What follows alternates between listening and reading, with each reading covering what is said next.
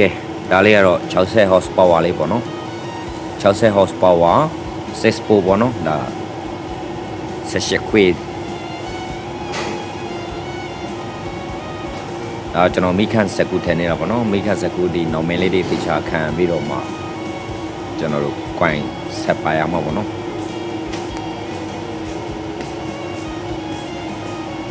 အခုတော့လောလောဆယ်ကျွန်တော်မိခန့်စကူရင်ထည့်နေတာပေါ့နော်ဗီဒီယိုလေးတအားရှိသွားမှဆိုလို့တော့ကျွန်တော်ဖြတ်ထားတယ်နော်နည်းနည်း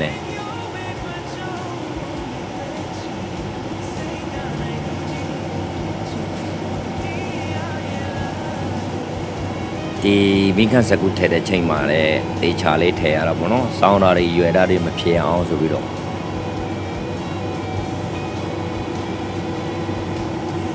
တေချာကြီးစိုက်ပြီးတော့ထည့်ရတာပေါ့နော်သူရဲ့ပေါက်အားလုံးဆိုရင်တော့ဒီ54ပေါက်ပေါ့နော်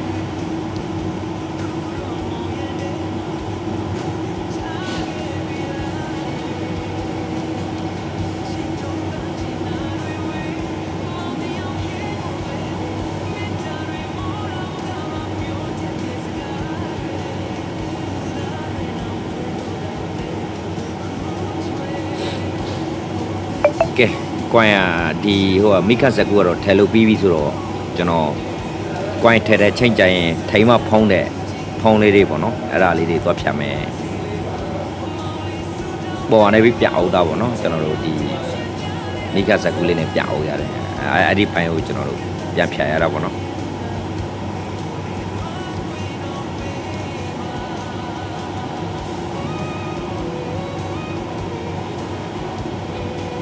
ဒီဟာလေးတွေခောက်တာတော့ဘယ်လိုပုံစံလေးလဲဆိုတော့ဒီလောင်ကန်ပုံစံလေးပေါ့နော်ဒီရေမြောင်းပုံစံလေးခောက်ရတော့ပေါ့နော်တစ်ခုချင်းပေါ့နော်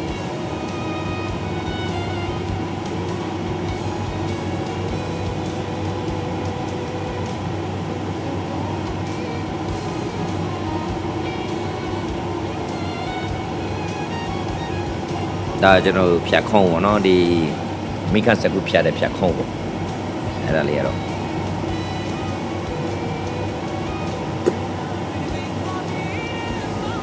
အားလုံးကတီတီကြက်ကြက်ဖြစ်နေဖို့တော့လိုတာပေါ့နော်ဒါတွေကဟိုတီတီကြက်ကြက်မဖြစ်ဘူးဆိုရင်ကျွန်တော်တို့ကတ်ကြီးနဲ့ပြန်လိုက်ညံရတာပေါ့နော်အဲ့ဒါကြာတာပေါ့နော်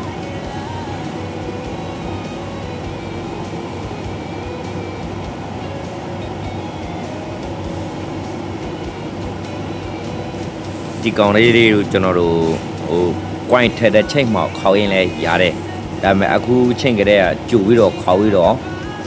သူပေါလေးထဲကိုထိုးထားလို့ရှိရင်ကျွန်တော်တို့ coin ထည့်တဲ့ချိန်ကြရင်ဒီခေါင်းရလေးတွေကတေချာလေးဖြစ်နေတာပေါ့နော်လောလောဆယ်ခေါင်းလိုက်တာနဲ့မတူဘူးပေါ့နော်ဒါသားသိနေတာပေါ့နော်သူခေါင်းရလေးတွေဖြည့်ပြီးတော့အဲ့လိုမျိုးဆိုရင်ထိုးလို့ကောင်းတာပေါ့ဒါချိန်ရှင်းတော့အဲ့လိုခောက်ထားတာပေါ့နော်တကယ်လို့ချိန်မရှိဘူးဆိုရင်တော့တခါတည်း coin ထက်တခါတည်းခောက်အခုလောလောဆယ်တော့ချိန်ရှိသေးတယ်ဆိုတော့ကျွန်တော်ခောက်ပြီးတော့ထိုးထားလိုက်မယ်အဲ့ဒါမနေ့ဖြတ်မှကျွန်တော်တို့ coin ပါမယ်ဆိုတော့အခုညနေလောက်မှကျွန်တော်တို့ထိုးခဲ့မှာပေါ့နော်စင်တယ်လောက်ခဲ့တာပေါ့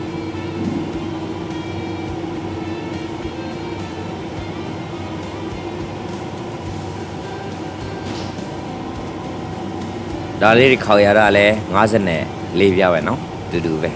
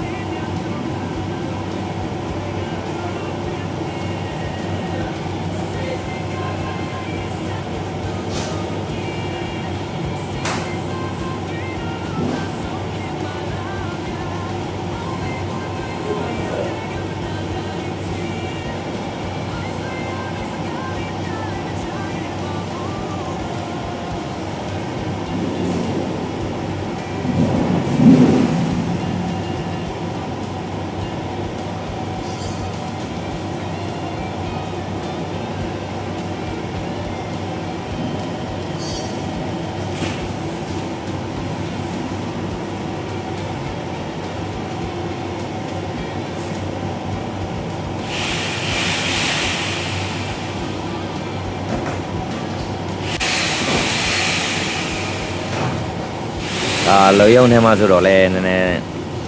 ပန်းတော့ဆူညံနေတာပေါ့နော်